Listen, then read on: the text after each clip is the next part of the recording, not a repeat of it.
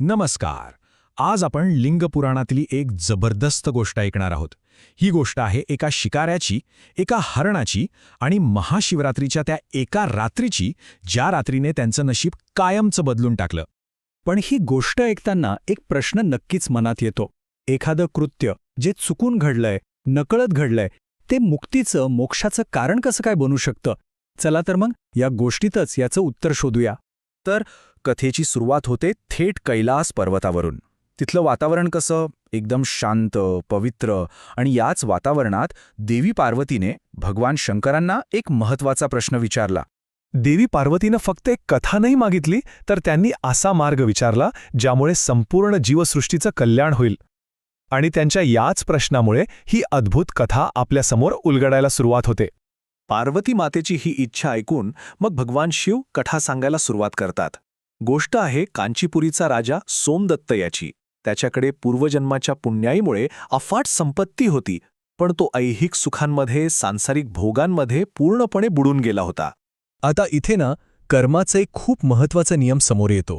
तो म्हणजे स्त्रीने केलेल्या पापाचा परिणाम तिच्या पतीला भोगावा लागतो. आणि राजा सोमदत्तच्या बाबतीत नेमकं हेच घडलं. त्याच्या काही राण्यांनी केलेल्या पापकर्मामुळे राजाची सगळी पुण्याई हळूहळू संपत गेली. आणि या कर्माचा परिणाम इतका भयंकर होता की विचारही करू शकत नाही. मृत्यूनंतर तो महान राजा एका हरणाच्या जन्माला आला.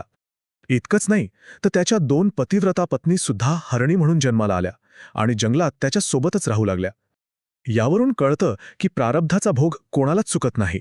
आता कथेचा दुसरा भाग सुरू होतो.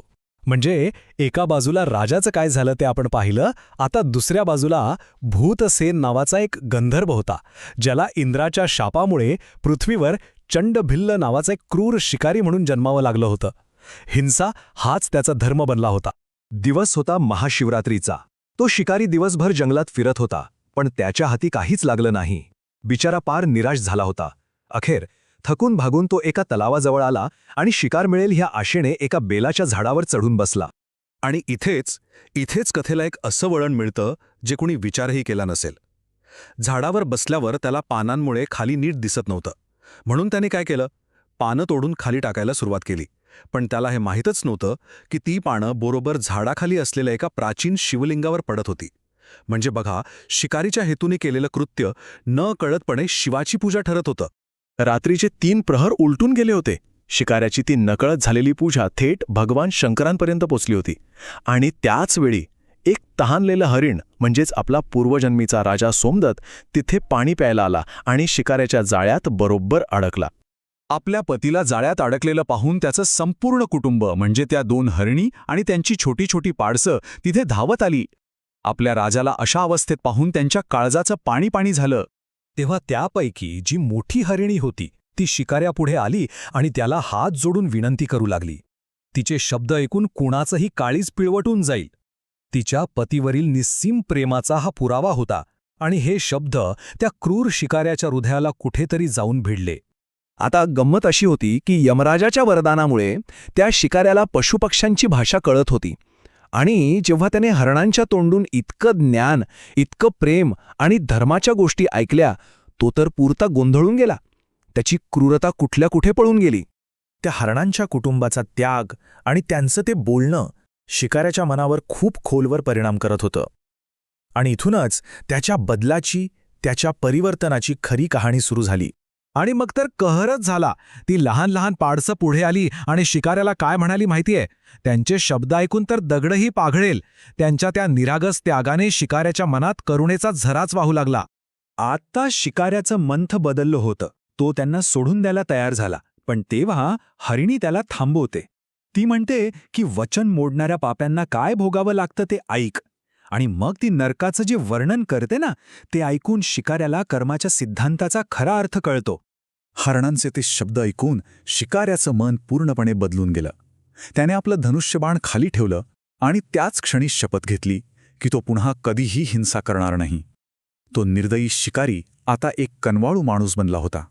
आणि मग या कथेचा शेवट होतो, जिथे सत्य, करुणा आणि भक्ती या सगळ्याला त्याचं फळ मिळतं. कारण भगवान शंकरांची कृपा त्या सर्वांवर बरसली होती. शिकाऱ्याने तर त्यांना सोडून दिलं होतं, पण ते हरिण कुटुंब ते आपल्या धर्मावर ठाम होतं. वचन मोडणं त्यांना मान्य नव्हतं. त्यांनी स्वतःला शिकाऱ्यासमोर अर्पण केलं. सत्याप्रती आणि धर्माप्रती असलेली त्यांची ही निष्ठा पाहून साक्षात महादेव प्रसन्न झाले. आणि या एकाच घटनेतून मोक्षाचे 2 वेगवेगळे मार्ग उघडले गेले. एक होता धर्माचा मार्ग, जो हरणांनी पाळला, आणि दुसरा होता नकळत घडलेल्या भक्तीचा, जो शिकाऱ्याच्या वाटेला आला. ज्यांनी धर्माचं पालन केलं म्हणजे त्या 5ही हरणांना त्यांना फळ तात्काळ मिळालं. एक दिव्य विमान आलं आणि त्यांना थेट कैलासाला घेऊन गेलं. आणि शिकारी त्याला ज्ञान मिळालं आणि वचन मिळालं की पुढच्या महाशिवरात्रीला त्यालाही मोक्ष मिळेल. बरोबर 1 वर्षाने तो शिकारी, जो आता शिकारी राहिला नव्हता, तर एक मोठा शिवभक्त, एक ऋषी बनला होता. त्याने पुन्हा शंकरांची पूजा केली आणि शंकराने दिलेलं वचन पूर्ण झालं. त्याचे सर्व पाप धुतले गेले आणि त्यालाही कैलासात स्थान मिळालं. म्हणजे बघा, राजा सोमदत्तला हरिण बनून धर्माचं पालन केल्यामुळे मुक्ती मिळाली आणि भूतसेन नावाच्या त्या शिकाऱ्याला नकळत घडलेल्या पूजेमुळे आणि मनात आलेल्या करुणेमुळे मोक्ष मिळाला. मार्ग वेगळे होते, पण पोहोचले एकाच ठिकाणी, शिवाच्या चरणी. आणि ही कथा आपल्याला एका खूप मोठ्या विचारावर सोडून जाते. विचार करा, जर नकळत अनावधानाने केलेल्या भक्तीमध्ये इतकी ताकद असू शकते, तर मग विचारपूर्वक खऱ्या श्रद्धेने केलेल्या भक्तीची ताकद किती अफाट असेल, नाही का?